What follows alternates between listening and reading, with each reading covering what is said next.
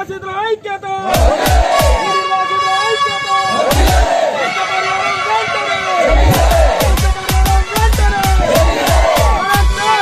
ఇలాంటి మాకు ఉద్దేశం లేదు.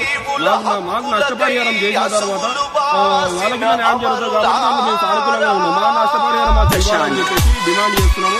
ఎన్నో ప్రయత్నాలు చేసినాం ఇప్పటి వరకు. ఆ ప్రయత్నాలు అన్ని కాలేదు కాబట్టి ఏ అధికారం పట్టించుకోలేదు కాబట్టి ఈ రోజు రిలే నిరాహార దీక్ష అనేది ఏర్పాటు చేస్తున్నాం. దీనిని ఇంకా మాకు ఇంతలో ఉంది కానీ ఇంకా మాకు ఏదైతే తక్షణంలో వచ్చే అధికారులు కానీ ఎవరైనా వచ్చి మాకు ఖచ్చితంగా మాకు పునర్నివాసం అనేది మాకు శంకుస్థాపన చేసేదాకా ఈ రిలే నిరాహార దీక్షలో ఎంతకు పోయే సమస్యలు లేదు. ఇంకా తిమ్మపురం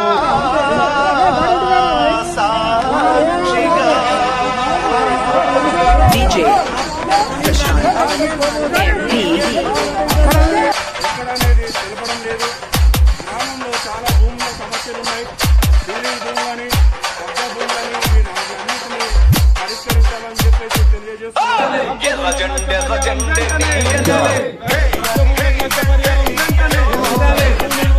ఎక్కిస్తారు యూట్యూబ్ వాళ్ళని ఎక్కియారని చెప్పేసి నిన్న నుంచి సర్వే వాళ్ళు చేయట్లేదు. ఇప్పుడున్న వాళ్ళు ఇట్లా 18 సంవత్సరాలు ఎవరైతే నిండి ఉన్నారో ఈ 2021 వరకు వాళ్ళు ఇట్లా 18 సంవత్సరాలు రికార్డ్ చేయాలని చెప్పేసి ఈ సందర్భంగా తెలియజేస్తున్నాం.